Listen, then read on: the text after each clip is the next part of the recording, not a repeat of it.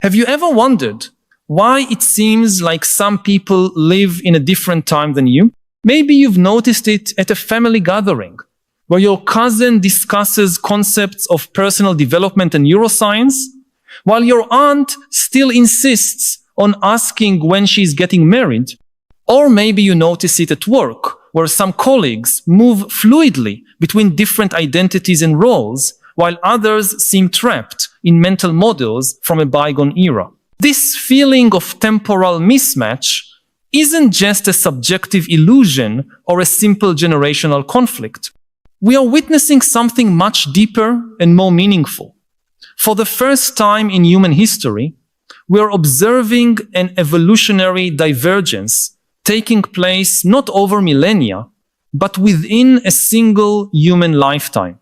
And the most fascinating part is that certain groups, particularly some women, appear to be at the forefront of this evolutionary acceleration, creating a new kind of societal divide that doesn't follow traditional lines of class, race, or nationality. Today, we'll explore why this is happening, what it means for the future of our species, and how we can all navigate this new world where different humans are effectively living in different evolutionary eras simultaneously. To understand this phenomenon, we must first recognize that human evolution didn't stop when we climbed down from the trees or when we built the first cities. The idea that human evolution slowed down or stopped with the rise of modern civilization is a common misconception.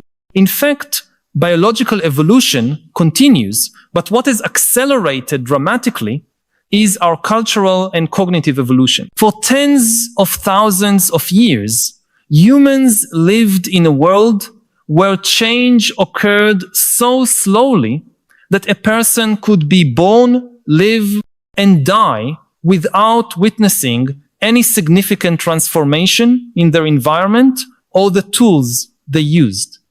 A Paleolithic hunter used essentially the same kind of spear as his great-great-grandfather. A medieval peasant farmed the land with techniques nearly identical to those used by generations before.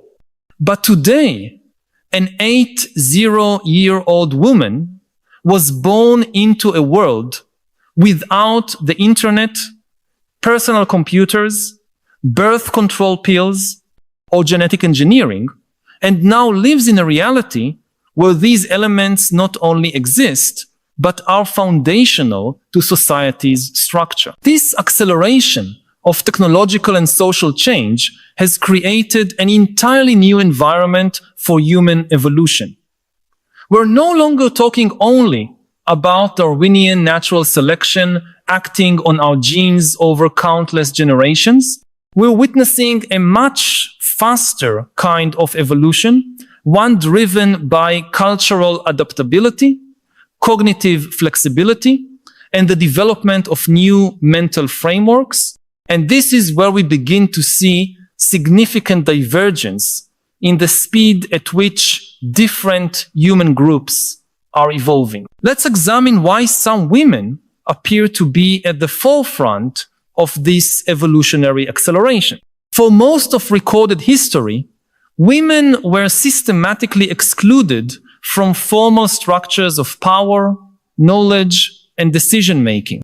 They lived in societies where their life choices were drastically limited.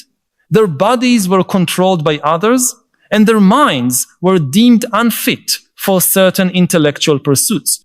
This systemic restriction represented a specific kind of evolutionary pressure. When a person or group faces significant obstacles to survival and prosperity, it can stimulate the development of extraordinary adaptive capacities. Imagine being a woman just 100 years ago.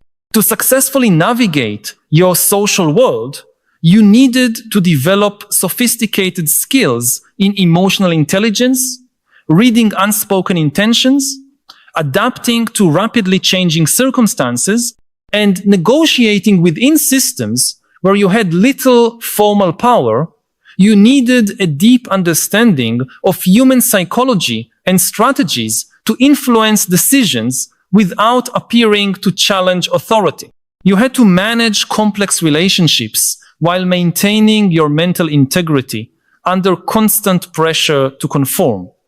These are precisely the adaptive skills that have become crucial in the 21st century. When formal barriers began to fall in recent decades, many women already possessed a well-developed set of abilities that proved invaluable for navigating the complexity of the modern world. Cognitive flexibility, social intelligence, and the capacity to operate simultaneously on multiple levels of reality, skills many women honed as survival mechanisms, have become decisive advantages in an era of rapid technological and social transformation. It's not that women are inherently more evolved, but rather that many have developed, due to specific historical circumstances, exactly the abilities that now define the cutting edge of human evolution. However, it would be inaccurate to speak of women as a homogeneous group. What we're really observing is that some women, particularly those with access to certain forms of education, resources, and exposure to diverse ideas, are evolving at a remarkably accelerated pace. This process isn't determined by gender itself, but by a complex interaction between biological, cultural, socioeconomic, and educational factors. Across the world, we see groups of women redefining what it means to be human in the 21st century, challenging categories and limits that seemed immutable for millennia. We can observe this phenomenon in multiple domains. In the professional sphere, many women are developing new models of leadership that blend traits traditionally seen as masculine, such as assertiveness and results orientation, with those traditionally associated with the feminine, like empathy and collaboration. They're not merely adopting existing models of success and power, they're creating entirely new paradigms. In personal relationships, many women are redefining love, commitment, and intimacy, creating new family and relational structures that reflect a more nuanced understanding of human nature and emotional needs. In spirituality and personal development, we see women integrating ancient traditions with modern scientific discoveries, crafting innovative approaches to existential questions that have haunted humankind since the dawn of consciousness. This evolutionary acceleration isn't just about adopting new technologies or ideas, it's a fundamental transformation in how some people experience and interpret reality. It's as if we're witnessing the emergence of a new operating system of human consciousness, a significant upgrade to the mental software we use to navigate the world. And some women appear to be leading this process. Of course, this accelerated evolution isn't limited to women. Men and non-binary individuals are also undergoing profound transformations in their awareness and abilities. The point isn't to create a new gender hierarchy, but to recognize emerging patterns in how different groups are responding to the unique evolutionary pressures of our time. One fascinating aspect of this phenomenon is how technology amplifies these evolutionary divergences. The internet and social media allow like-minded individuals to find one another and form communities regardless of geography. This means someone at the forefront of this accelerated evolution can connect with others who share their perspective and create social ecosystems that further reinforce and accelerate their growth. At the same time, these same technologies can allow others to isolate themselves in bubbles that reinforce more limited or traditional worldviews. This has led to an unprecedented situation where people living in the same society, working in the same offices, and even sharing the same dinner tables may be operating from fundamentally different levels of consciousness. It's as if some humans are already living in 2050, while others are still mentally anchored in 1950.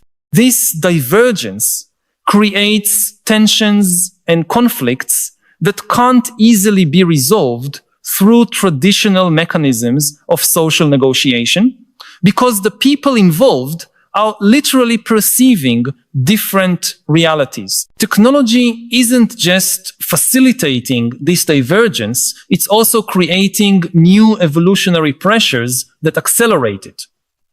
Consider how artificial intelligence is transforming our cognitive environment.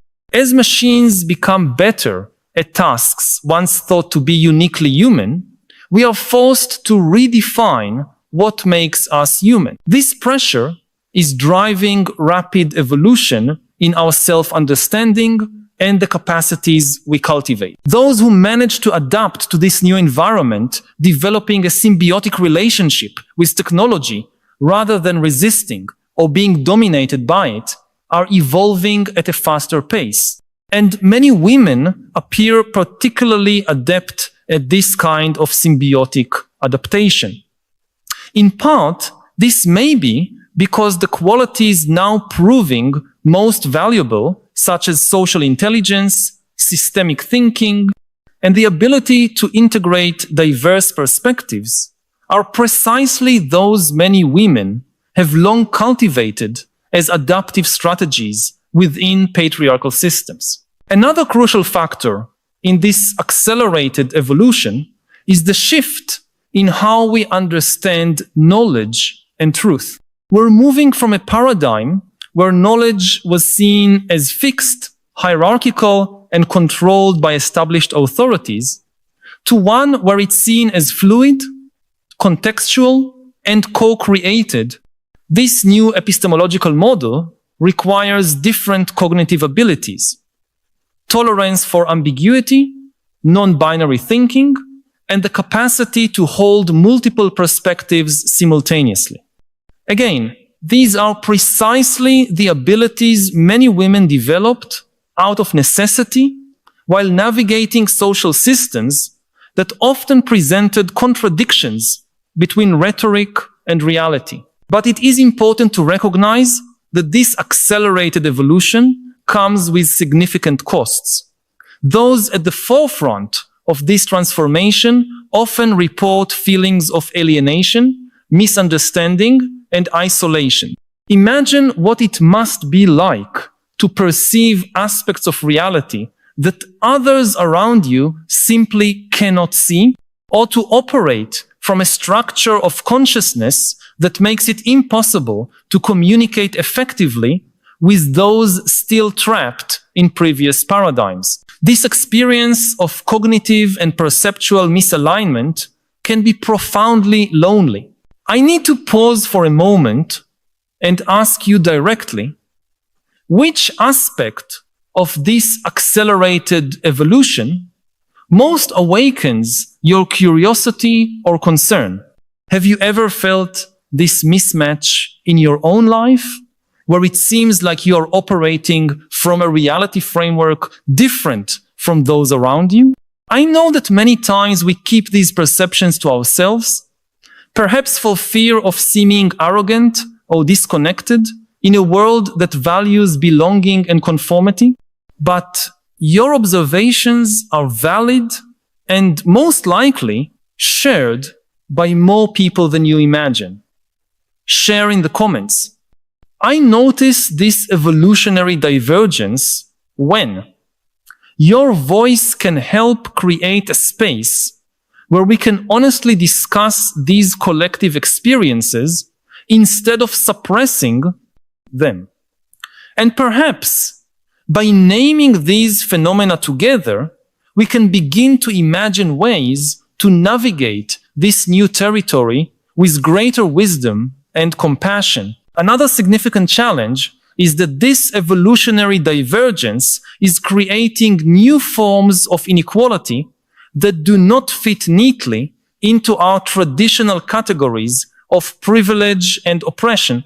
We are not talking only about material inequalities or access to resources, but about inequalities in the very capacity to understand and navigate the complexity of the contemporary world.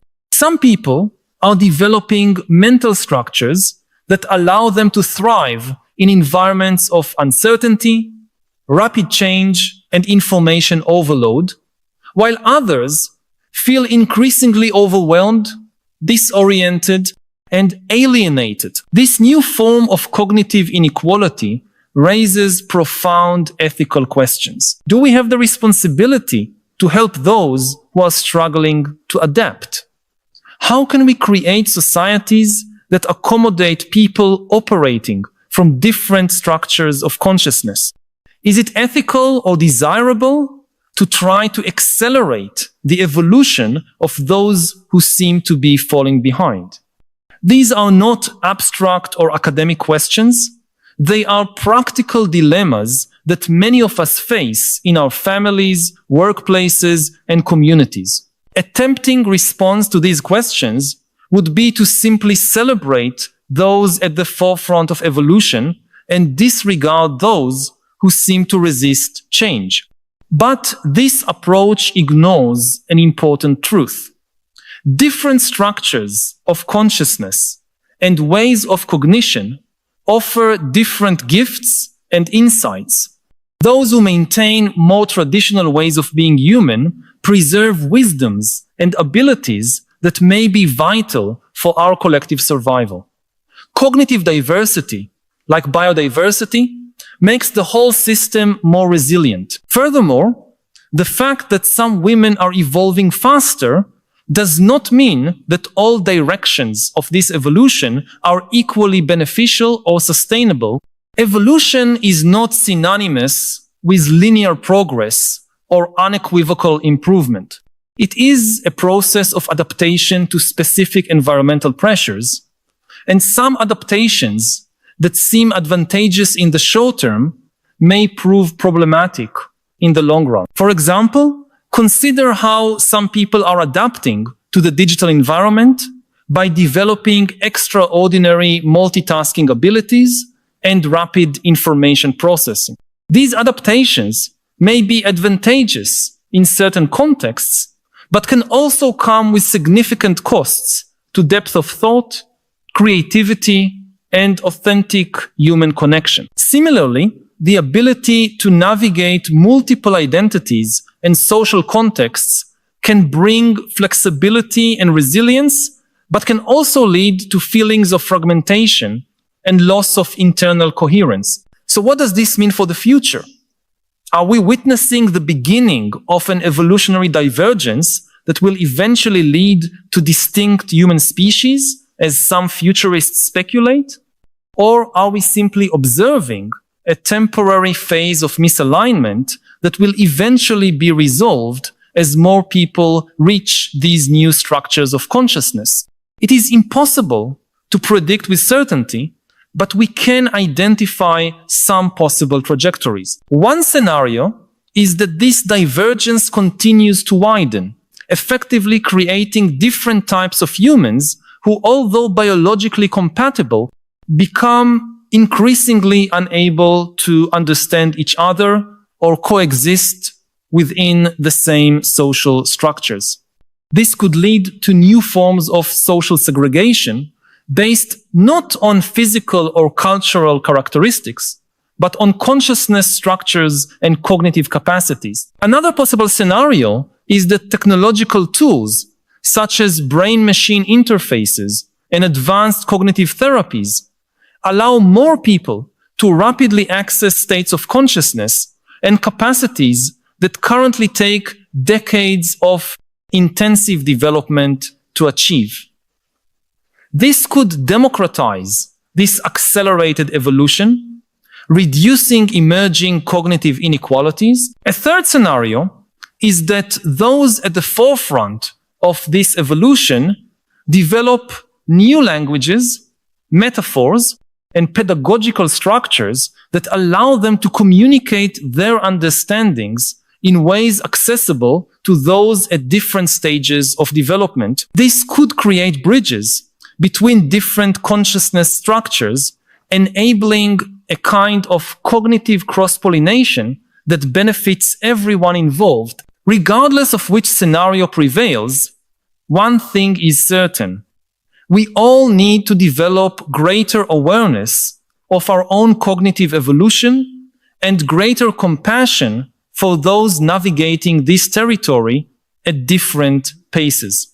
We need to recognize that just as we do not blame a child for not understanding advanced abstract concepts, we should not judge those who have not yet developed the structures of consciousness that allow them to grasp more complex aspects of contemporary reality. For those at the forefront of this accelerated evolution, the challenge is twofold: to continue their own development while maintaining meaningful connections with those at different evolutionary stages. This requires a sophisticated capacity for conceptual translation, a willingness to meet people where they are, and a deep humility about the limits of one's own knowledge and understanding. For those who feel disoriented or left behind by these rapid changes, the challenge is to keep an open mind and receptive heart, recognizing that confusion and disorientation are often precursors to significant evolutionary leaps. It is natural to feel resistance when confronted with ideas and experiences that fundamentally challenge our understanding of the world and ourselves. A useful metaphor for understanding this process is metamorphosis. When a caterpillar begins its transformation into a butterfly, the cells called imaginal discs are already present in its body, containing the blueprint for wings, antennae, and other organs of the future butterfly. Initially, the caterpillar's immune system attacks these imaginal discs, recognizing them as threats to the existing organism. Similarly, when new structures of consciousness begin to emerge within us or in our society, there is often initial resistance, a drive to protect familiar ways of being and knowing. But if the transformation proceeds successfully, there is eventually a turning point where the caterpillar's immune system yields, allowing the imaginal discs to multiply and begin forming the new organs of the butterfly. During this process, the caterpillar literally dissolves into a soup of cells, completely losing its former shape. From the outside, the chrysalis appears inactive, but inside it, a radical reorganization is taking place. This phase of dissolution and reorganization can be frightening for both individuals and societies. There is a real loss of familiar structures, identities, and certainties. But it is precisely through this process of dissolution that new possibilities emerge. The question is not whether we should avoid this dissolution, but how we can navigate it with wisdom, compassion, and shared purpose. Perhaps the most fascinating aspect of the present moment is that, unlike the caterpillar's metamorphosis, which follows a genetically predetermined blueprint, our cognitive and cultural evolution is largely undetermined. There is no predefined plan for what we will become. We are individually and collectively actively participating in the creation of the next iterations of the human being. This indeterminacy brings both enormous responsibility and extraordinary freedom. So, to return to our initial question, why are some women evolving faster than the rest of society? The answer is multifaceted, involving historical, biological, cultural, and technological factors. But perhaps the most useful perspective is to see this phenomenon not as an anomaly to be explained, but as a precursor to broader future possibilities. What we observe today in specific groups may eventually become available to a much larger portion of humanity. And although the focus of this essay has been on women, it is important to recognize that this accelerated evolution is also observed in other groups that have been historically marginalized in various ways, such as LGBTQ+ people, neurodivergent individuals, and those who have lived between different cultures.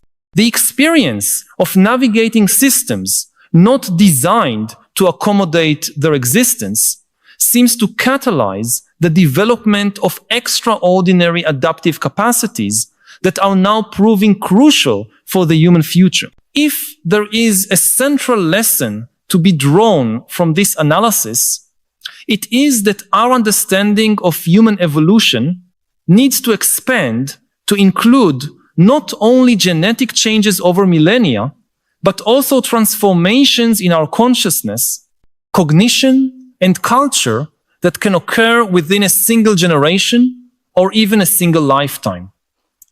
We are only beginning to develop the languages and conceptual frameworks needed to map and understand these rapid transformations. As we move forward into this uncharted territory, we will need new kinds of science, philosophy, art, and spirituality capable of keeping pace with the emerging complexities of what it means to be human in the 21st century. And we will need new forms of social organization and governance that can accommodate the growing diversity, not only in terms of culture or belief, but also in terms of fundamental structures of cognition and consciousness. If these reflections resonate with your own experiences and observations about the world we are building and the challenges we face as individuals, I invite you to join us on this journey of discovery.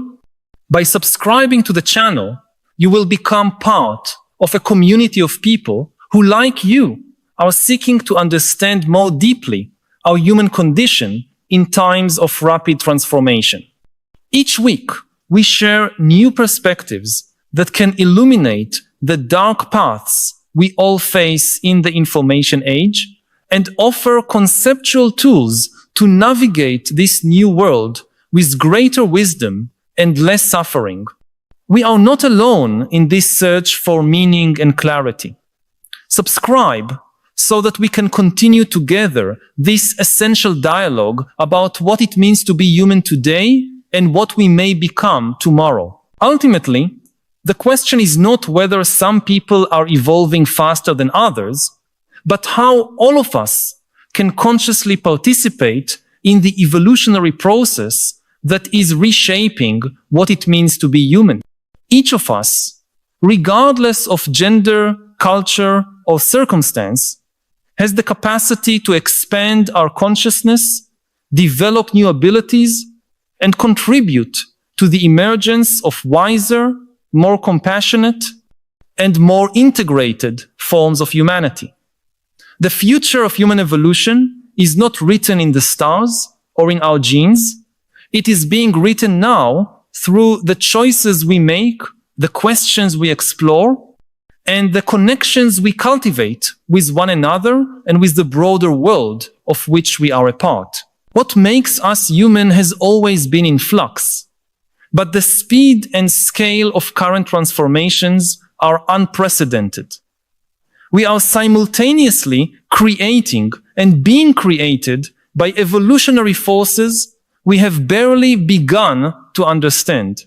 In this context, epistemic humility, ethical discernment, and the courage to venture into the unknown become not merely abstract philosophical virtues, but practical necessities for navigating the emerging world. And as we contemplate the mystery of our own transformation, perhaps the most important question is not who is evolving faster, but what kind of human beings we wish to become individually and collectively. This is not a question that can be answered definitively, but one that we must continue to explore as we move forward together on this extraordinary journey of discovery and creation.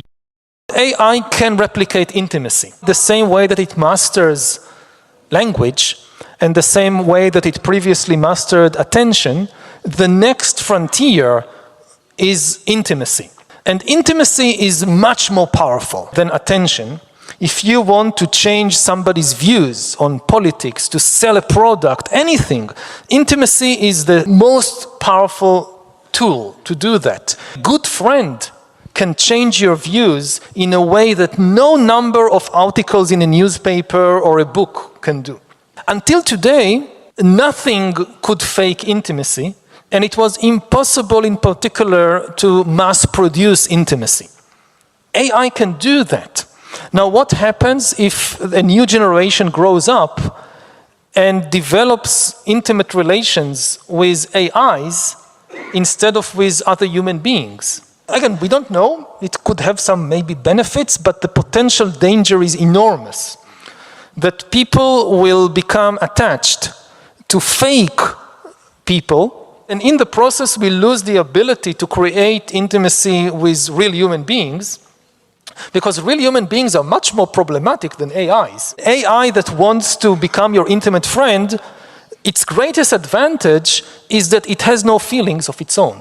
It's never upset, it's never angry, it's never tired. It can focus on you 100% and understand exactly how you feel.